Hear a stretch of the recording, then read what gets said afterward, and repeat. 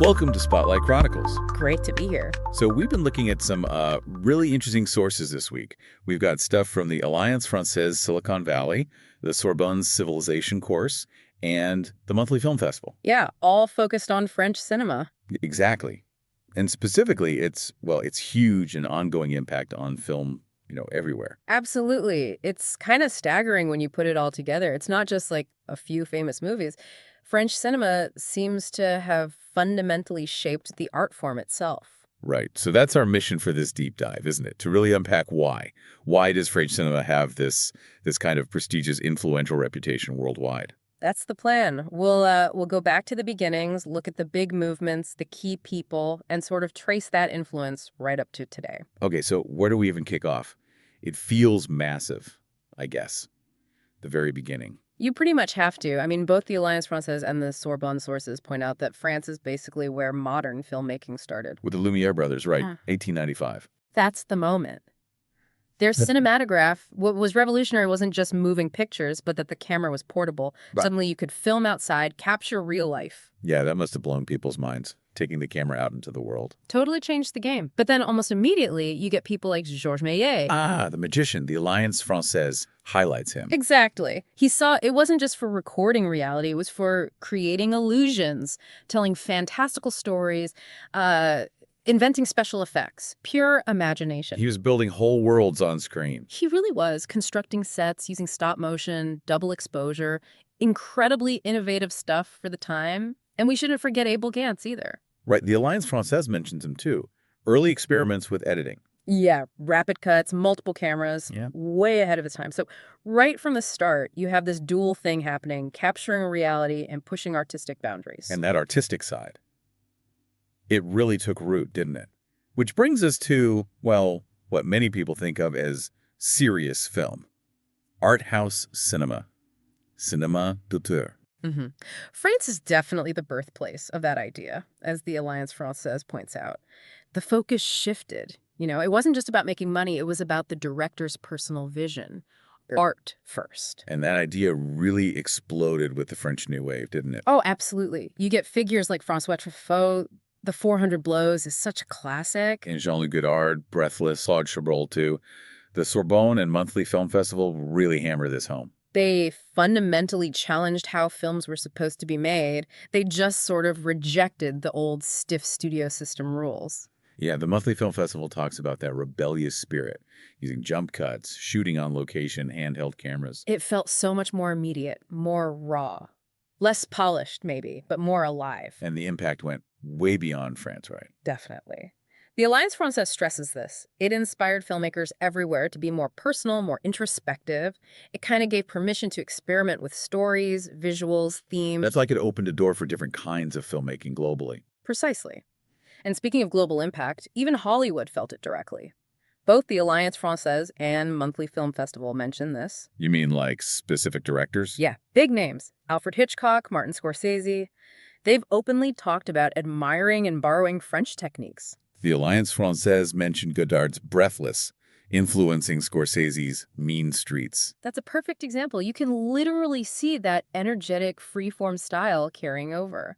It shows that French innovation wasn't just theoretical. It had a real, tangible effect on mainstream movies. Okay, so France starts strong, has these huge movements.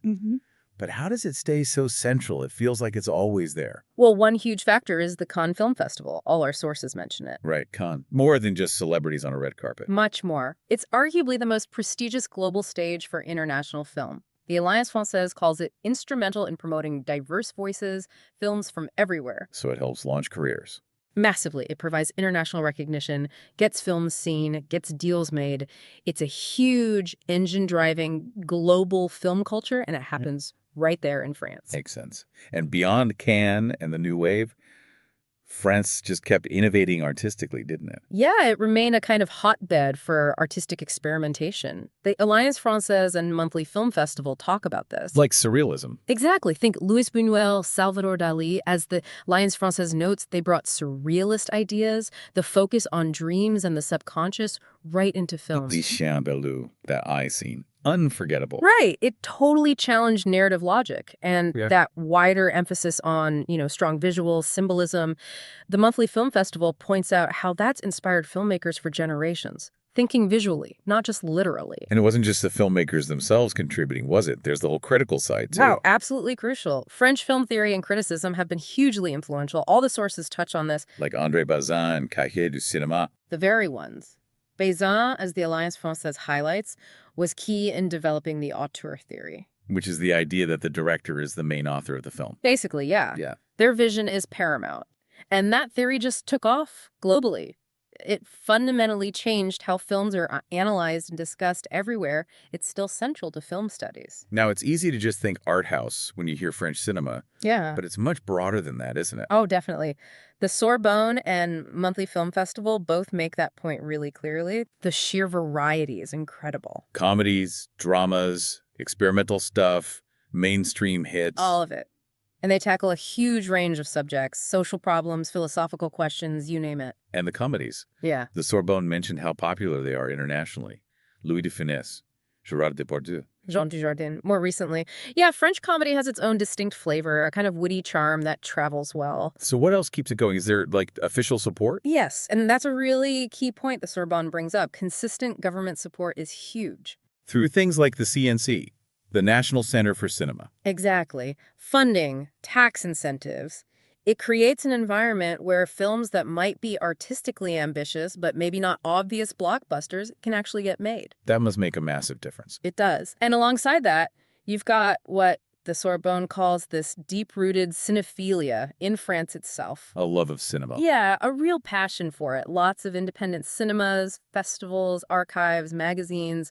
It's baked into the culture. It's a whole supportive ecosystem. The monthly film festival also brought up realism, the cinema verite movement. Right, capturing life as it happens, unfiltered. Jean Rouch's Chronicle of a Summer is the classic example they mentioned from the 60s. So there's a strong tradition of social commentary, too. Definitely. A commitment to showing things as they are, warts and all, engaging with real-world issues. And then, almost the opposite end, there's that use of symbolism and surrealism we touched on. Mm-hmm.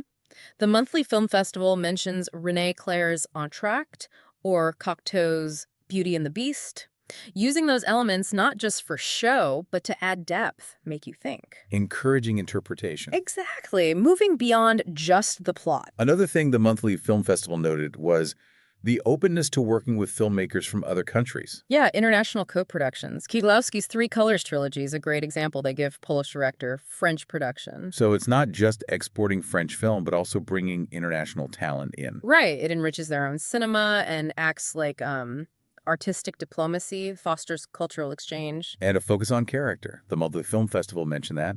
Really digging into relationship. Yes, exploring complex human dynamics. They brought up Michael Haneke's Amour, okay, technically a co-production, but French language is a film that really exemplifies that intense focus on intimacy, emotion. That deep dive into the human condition seems very characteristic. It really is, and often linked to that is political engagement. Using film to comment on society. For sure. The monthly film festival mentions Agnes Varda's The Gleaners and I, looking at consumerism and waste. There's a long history of filmmakers using their platform for that kind of commentary. And then there's, well, the exploration of sensuality. Maybe. Yeah. The monthly film festival mentions that too. Films like Blue is the Warmest Color, a willingness to explore eroticism, sometimes taboo subjects, but with artistic intent. Not shying away from complex aspects of life. Exactly. It's part of that boundary-pushing reputation. And we circled back to comedy, but the monthly film festival also highlighted films like The Artist, Alibi.com, even classics like Le Grand Blonde. Yeah, that unique blend of humor and cultural insight. It's another really important thread in the overall tapestry. Wow. Okay, so wrapping this up, French cinema's journey, I mean, from the Lumiere brothers right up to today, it's just this constant story of artistry, pushing boundaries, trying new things. Absolutely. A relentless drive for innovation and, importantly, for meaningful storytelling. And its influence, as we've seen, it's not just historical. It's woven into how films are made and watched everywhere, isn't it? Deeply woven in. From Hollywood techniques to the very idea of an independent art house cinema. The themes they tackle, the artistic risks they take, even their specific sense of humor. It all adds up to why it remains so important. Definitely. So maybe something for you, the listener, to think about. How different would movies be without France's contribution? How might our whole idea of visual storytelling have changed? And perhaps what French film might you want to check out next to dive a bit deeper into this amazing cinematic world? Worth exploring. See you next time on Spotlight Chronicles.